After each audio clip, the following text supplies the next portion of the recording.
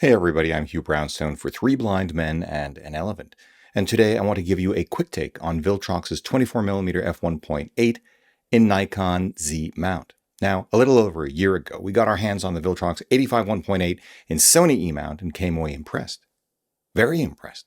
So when Viltrox reached out to us recently about their new 24 1.8 in Nikon Z mount, given that this is my favorite focal length in wide, and more importantly, Claudia has been using a Nikon Z7 II exclusively with a Nikkor Z24-70 2.8 for her street photography, no less. I thought it would be interesting to get her take on their lens in the real world.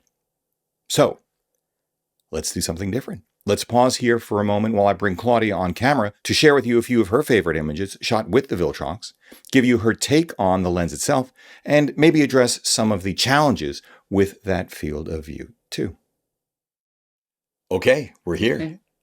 Thank you for coming on board and sharing your experiences. Welcome. So we've got a little bit more than half a dozen shots of yours that were taken with the Viltrox 24 1.8 on the Nikon Z7 II on the streets of New York. Do you want to take us through this and tell us what you were thinking and how you found the lens and compare it to the Nikkor Z24-70 2.8, which until now you refused to take off that camera?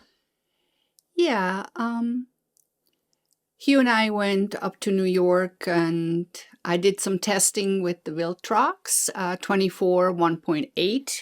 And it took me a while to get used to it because usually, as Hugh just said, I am not per se a 24mm shooter. No, you shot, when you first started shooting street, you were using a 50 to 200 on a micro four thirds camera, which is 100 to 400 millimeters. And you got some amazing shots. Yeah, it is kind of heavy to have that on you all day long. So the Viltrox is really light, small. So let's start with the Washington Square Park, where we just started our walk there. And I didn't really know what to do. I was a little frustrated. And Hugh just said, why don't you do the arch? And I said, well, okay, I'll try. And so the arch was really one of the pictures that I picked out. Let me see what I can do here and give you an idea how sharp the Viltrox actually performs, which is really why we want to show you. And this is really not bad. I didn't really see any chromatic aberrations per se. That's right? true. And that was before you turned it black and white. You did look. She did look. After that, the ice was kind of broken.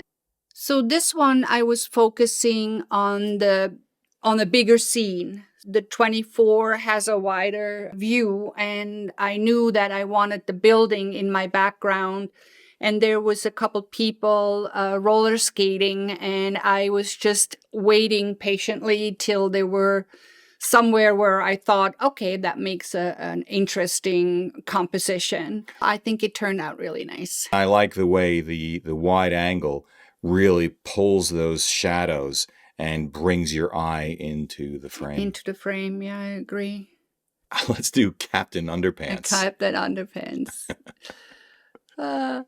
Yeah, this one, again, is to show the wide angle, obviously, and I think I could do an interesting shot with a walkway that draws you into the picture, the Calvin Klein advertising, and then into the city further back in. So I think that's quite an interesting shot. It gave you the field of view that you wanted, and one of my favorite phrases is, at normal images and viewing sizes, how does a lens perform? So what's your take looking at it on the screen right now? It's pretty amazing. I mean, we are far away. And for a 24 to perform that way, and we're talking a fraction of the price, right? We haven't even talked about that. Right. I mean, this is pretty impressive. It really is consistent with what I've said to those of you who have followed the channel for a while now, that there has been a diffusion of computer-aided design, computer-aided manufacturing, materials sciences advances that are allowing other manufacturers to come in and give us really optics that are above and beyond what you could have just 20 years ago. Yeah. Okay, so what do we have happening here? So here is just me taking a picture. It's a double selfie. So we have two mirrors, and I thought that was just fun. And what I wanted to show here is how it actually is in picking up details.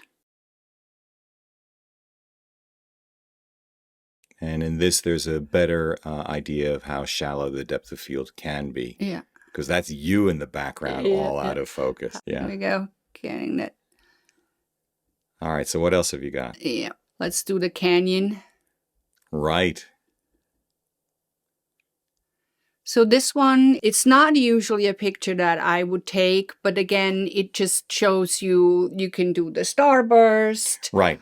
The performance is beautiful. It is really nice. And I'm not a starburst kind of guy, but it's nice and crisp. Yeah. Yeah, agreed. And that's why we picked it, just as an example.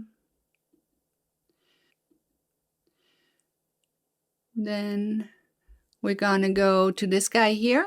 Sure, I've photographed that specific wall art myself. Yeah, I remember. That's why I was like, oh my God, it's still here. Mm-hmm. If you travel in New York, wall art never stays the same. It always changes. So when this was still up, I was like, I gotta take a picture of this one. And this too is just to show you how good the lens performs. And it does lose a little bit on the edge, right? Yes. What was the aperture? What was the aperture at which you shot this? Let me go and see. Here is 1.8. Okay. Well, there you go. And ISO 100, and 400 Yeah, seconds. you like shooting at base ISO. I do. And then because we have then so many pixels, you always can enlarge it. You can see the texture of the underlying image, the wall. Yeah. But as you go out to the sides, like over here and to the corners, not quite as impressive. Crispy. Still easy to read. Very easy. But if you're not pixel peeping or using it as a fine art print, you're more than fine. I do remember, though, one thing about this is that we had to correct for distortion a little bit. Just a little. I mean, you're more sensitive about that kind of thing. I would go like, well, that's just, that's okay. This one was quick because when you do people on the street, you ask them to take their time out of their day to kind of help you to create something. But this young gentleman attracted me because of his fur coat. It's a fake one. And it turned out we had a little conversation. It turned out he's a fashion student. And so he was more than happy to pose for me. And I triggered maybe 3 shots or 4. Right, you were quick. I was very quick. And I did a vertical so I could get the street and the feeling of New York and people passing by. And this one was my choice to This is interesting work on. Because the field of view allowed you not only to get him from his boots up past his head. There's some distortion there as a function of distance. So it somehow elongates him, and I really enjoy that. It also allowed you to get that inclusion of other people. Yeah. But I love that it allowed you not just to get him and not just to get other people, but the one-way signs. It's just really enjoyable to me. It's a very full image with lots of information in it. Yeah. And for this picture too, I did not choose to correct it, like keystoning it. Yeah. I thought the lines are actually helping me with the movement right in here to support that. Yeah. So at the end of the day, what's your take on the Viltrox 24 1.8? It's a $430 fixed lens from a relatively new manufacturer. Here we go. Yeah. we have so many cameras just out of frame. So it's still, come on, zoom in. Do it for me. I have it set to IAF. Ah, there we go.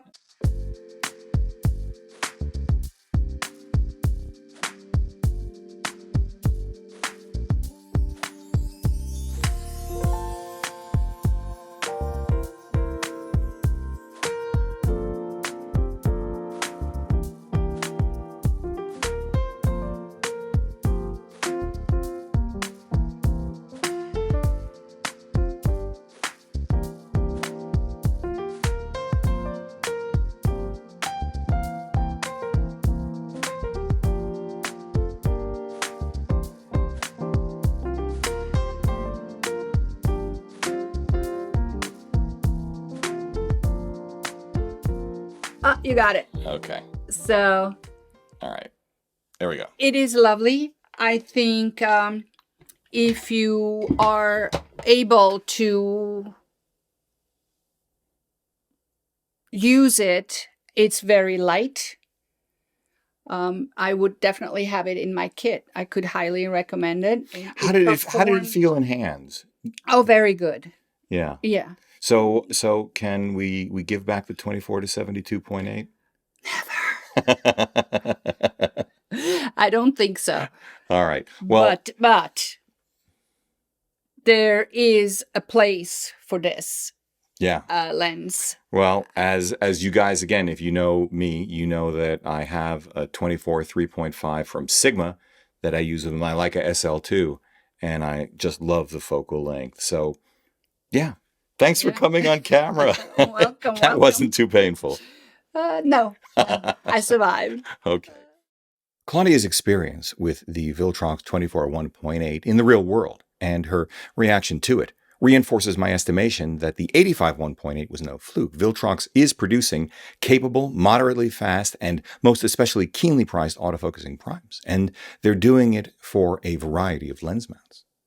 With this said, at half the price of Nikon's own Nikkor Z24 1.8 prime, these are the only autofocusing Z-mount primes in the market right now at that field of view. The Viltrox is, as one might expect, a you get what you pay for kind of proposition. It doesn't match the Nikkor lens's image quality, especially when it comes to fine detail or sharpness across the board wide open, but for most people at normal image size and viewing distances, it does quite well, thank you very much. And it is finished to a level belying its budget price.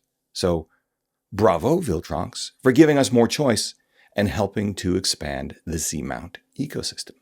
Then again, you heard it. There's no way Claudia is giving up the flexibility and image quality of that Nikkor Z 24 to 72.8, which is a fabulous lens. Fabulous.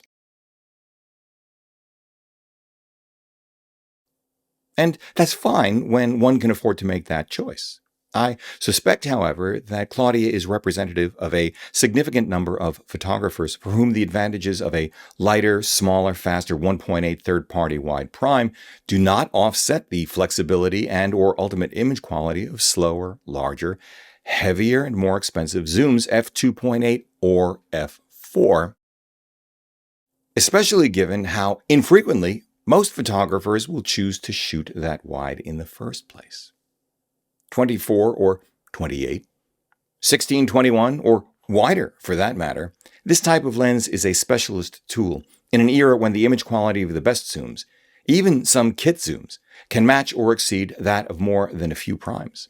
And sensors are so good that the advantage of 1 or 2 stops worth of additional light just doesn't mean as much as it did in the days of film.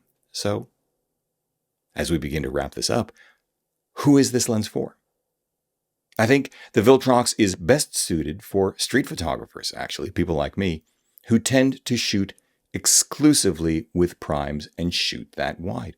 We do this because we know precisely where, when, and how we want to leverage that particular field of view. We actually see in that particular field of view when we have the lens on the body. And we want an inconspicuous, lightweight lens camera package for it. The thing of it is, in spite of how a fast 24 can be a fabulous tool for environmental portrait, most of us aren't looking to shoot shallow on the street in the first place,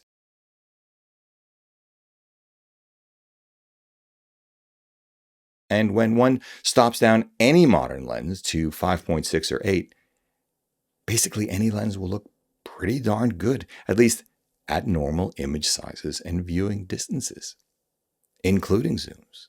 Of course, what I think doesn't matter nearly as much as what you think. Is this a lens you would buy? Why or why not? Claudia and I both look forward to your comments. If you like what you've seen here today, please give a thumbs up, subscribe, join the conversation below, because this is an incredible audience. If you'd like a copy of our Streets of New York, the book, head over to www.3bmep.com/books. If you'd like to schedule a one-on-one video session with me for a portfolio review, explore or hone your artistic voice, select gear, and more, sign up at www.3bmep.com/booking. Finally, consider supporting our work by using our no-cost-to-you affiliate links down below, picking up some official Three Blind Men and an Elephant swag at 3bmep.threadless.com, sending coffee money via PayPal, or best of all, join us as a patron over at Patreon. However you choose to support us, as always, we thank you for it.